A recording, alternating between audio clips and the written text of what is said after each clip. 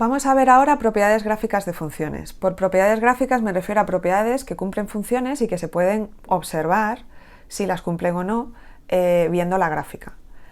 La primera que vamos a ver es la simetría. Me dicen que dada una función f, se dice que tiene simetría par cuando f de x es igual a f de menos x y simetría impar cuando f de x es igual a menos f de menos x. Y esto tiene que suceder para cualquier número real, para cualquier x que pertenezca al dominio de la función. Vale, vamos a ver qué significa esto gráficamente. En el ejercicio 2.9 me indica cuáles de las funciones elementales que hemos visto tienen simetría par o impar. Eso sí tienen alguna, puede ser que no tengan ninguna simetría. Vamos a ir por orden, empezamos por la función afín. Primero vamos a hacerlo analíticamente y luego vamos a ver la gráfica de las funciones para que veáis cómo son. Bueno, mejor dicho, vamos a empezar por las potencias. Las potencias son de la forma f de x igual a x elevado a n. Y ya estuvimos viendo que las potencias pares y las potencias impares se comportan de una forma curiosa, que es como sigue. Si tenemos que n es par, pues entonces, por ejemplo, para n igual a 2 lo que tenemos es que si elevamos menos x al cuadrado, el resultado es el mismo que si hubiésemos elevado x al cuadrado.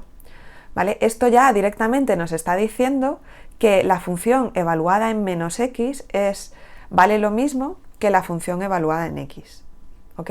Así que fijaos que las potencias con n par van a tener simetría par. Así que siempre que tengamos en general, ¿ok?, para un n par, tenemos que menos x elevado a n es lo mismo que x elevado a n. Es lo mismo que decir que f de menos x es igual a f de x. Así que, pues eso, simetría par, potencia par. Cuando n es impar, lo que tenemos es, por ejemplo, con el caso de x al cubo, lo que tenemos es que menos x elevado al cubo es igual a... Para evaluar esto lo que hacemos es que lo descomponemos en el producto de menos 1 por x, y menos 1 por x elevado al cubo es menos 1 al cubo, que es menos 1, por x al cubo, que es x al cubo. Así que fijaos que en este caso lo que tenemos es que esto sucede con x al cubo, pero en general con cualquier potencia impar. Por cierto, da lo mismo que esta n sea positiva que negativa, ¿vale? Va a dar exactamente igual. Y lo mismo pasa con esta. Tanto para potencias impares, tanto positivas como negativas, lo que vamos a tener es que menos x elevado a n va a ser igual a menos x elevado a n. Esto es lo mismo que decir que f de menos x es igual a menos f de x, ¿vale? Y fijaos que esto de aquí es, si nosotros multiplicamos a ambos lados por menos 1, lo que obtenemos es la expresión de aquí arriba, ¿vale? Lo que tenemos es que menos f de menos x es igual a f de x. Desde el punto de vista gráfico, ¿qué significa? Pues ya estuvimos viendo un poquillo cuál es el significado de esto. Estos son las potencias pares positivas. En las potencias pares positivas ya vimos que la función evaluada en todos los puntos, en todos los x positivos, ¿vale?, vale lo mismo que la función en los mismos x negativos. Y eso hace que cuando doblemos, si nos imaginamos que esto es una hoja de papel, cuando doblamos esta hoja por el eje vertical, lo que observamos es que en la gráfica de la función para los ejes positivos coincide perfectamente con la gráfica de la función en los ejes negativos, ¿vale? Solapa. Y ese es el significado de simetría par, ¿vale? Tiene que haber una simetría respecto al eje vertical, respecto al eje y. Esto sucede tanto, como hemos dicho, tanto con las potencias positivas pares como con las negativas pares. Aquí sucede exactamente igual, que hay una simetría respecto al eje vertical. Con las potencias impares que tenemos, pues aquí lo que teníamos son las gráficas de x al cubo y x a la quinta, y lo que observábamos es que la función evaluada en un x positivo, o mejor dicho, para explicarlo, en un x negativo, en menos 1, era el mismo valor que la función evaluada en 1, pero cambiada luego de signo, ¿vale? Y entonces lo que sucedía era que teníamos esta forma tan curiosa, que es como si fuese como si en lugar de ser solamente simétricas respecto a y, como si hiciésemos la simetría respecto a y y luego además respecto al eje x, ¿vale?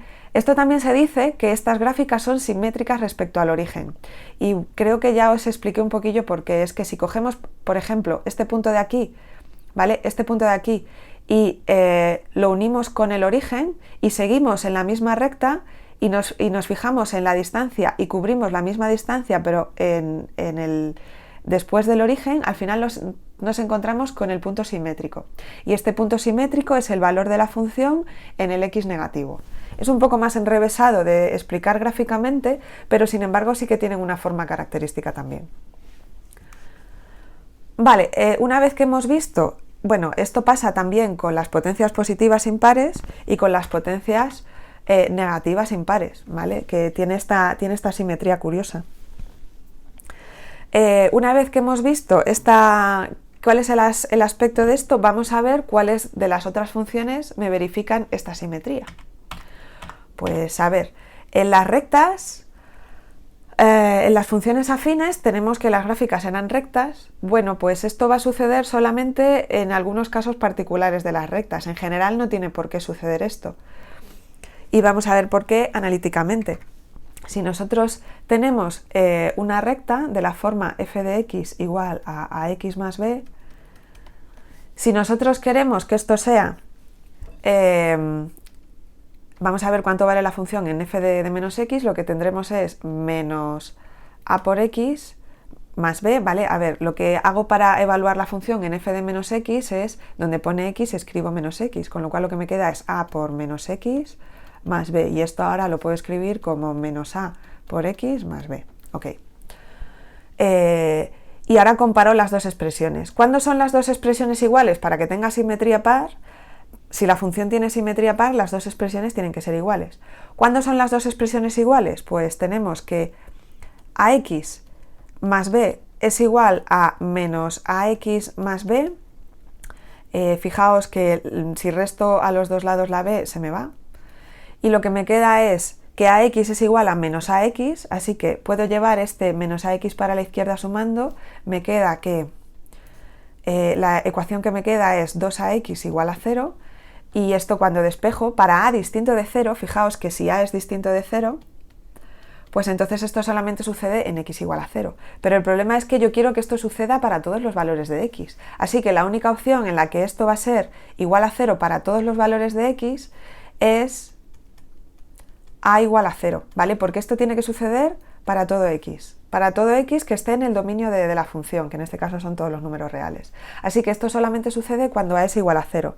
Y si nos acordamos cómo era la gráfica de la función afín cuando a era igual a 0, lo que teníamos era una recta horizontal, ¿vale? Una recta horizontal que pasa por b, y efectivamente una recta horizontal que pasa por b, para cualquier valor de b, va a tener una simetría respecto al eje vertical. Si yo doblo esta gráfica por el eje y, se me van a solapar las dos partes de la gráfica para las x positivas y para las x negativas. Así que tiene sentido.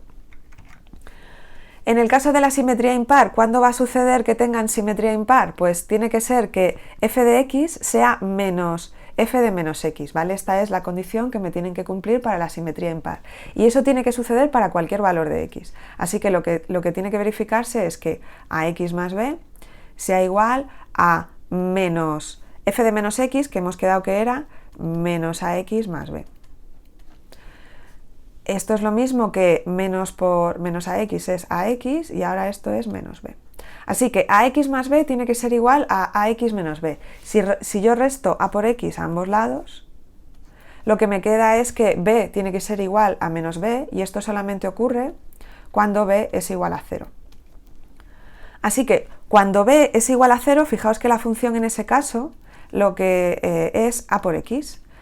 ¿Vale? La función aquí, en el caso de arriba, lo que teníamos es que f de x era igual a b, y aquí lo que tenemos es que f de x es igual a por x, una constante por x. Y vale, entonces cuando es una recta inclinada, pues se cumple lo que habíamos dicho. Si nos imaginamos que esta recta realmente está pasando por el origen, pues entonces la recta que pasa por el origen es simétrica respecto del origen, ¿vale? Todos los puntos que están en el lado del eje X positivo van a ser simétricos respecto al origen de todos los puntos que están en el eje X negativo, ¿vale? Y lo mismo sucede si la recta tuviese pendiente negativa. Así que ya sabemos que las potencias pares o impares son bastante peculiares, sí que me verifican la simetría paro-impar dependiendo de si el exponente es paro o impar.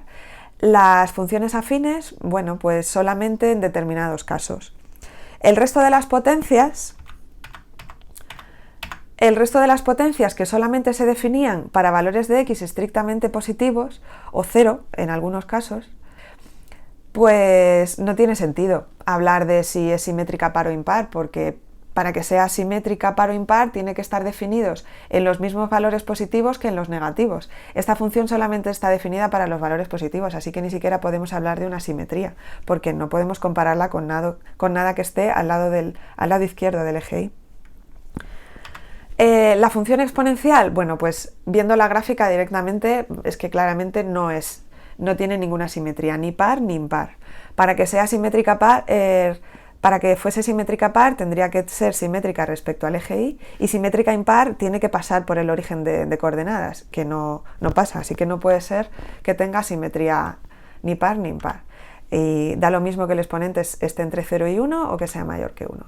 Y con el logaritmo, pues 3/4 de lo mismo. Aquí lo que sucede es, como en el caso de las raíces cuadradas o de las potencias entre 0 y 1, pues lo que sucede es que no está definido el logaritmo para valores de x negativos, así que directamente no podemos hablar que tenga ni simetría par ni impar.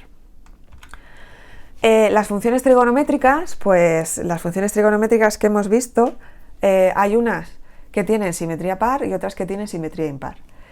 El coseno de x, la función coseno, que es la línea roja, fijaos que si nosotros la doblamos respecto al eje vertical, fijaos que sí que es perfectamente simétrica, ¿vale? Se comporta exactamente igual si nos vamos hacia la derecha o si nos vamos hacia la izquierda.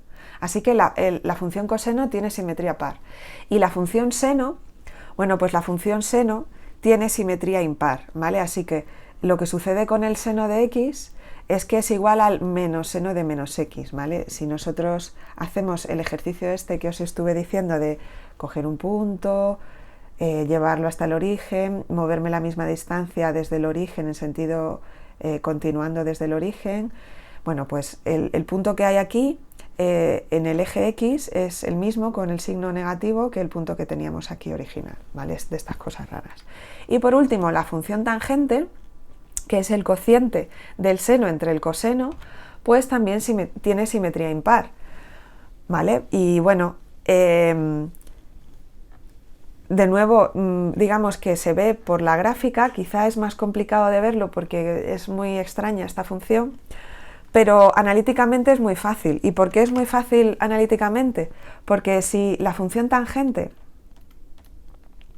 está definida como el seno de x entre el coseno de x y me dicen que el seno tiene simetría impar y el coseno tiene simetría par, esto es lo mismo que decir que la tangente de menos x, ¿cómo va a ser? Pues la tangente de menos x valdrá el seno de menos x, bueno, voy a borrar esto para que se vea un poquillo mejor. Esto va a ser el seno de menos x dividido entre el coseno de menos x. Y esto es igual a el seno de menos x, hemos dicho que tiene simetría impar, así que esto va a ser lo mismo que menos seno de x, y el coseno de x hemos dicho que tiene simetría par, así que esto va a ser lo mismo que el coseno de x. Y fijaos que esto es lo mismo que la menos tangente de x. Y por eso es por lo que la tangente, ¿vale? Tangente de menos x es igual a menos tangente de x y por eso es por lo que la tangente tiene simetría impar.